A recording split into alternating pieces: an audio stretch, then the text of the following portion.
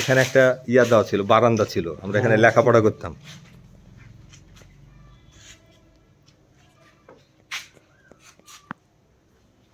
আমার বোনকে দেখাবো, বোন থাকে ঢাকায়, বুঝছেন? বোনকে দেখাবো ওই জন্যে।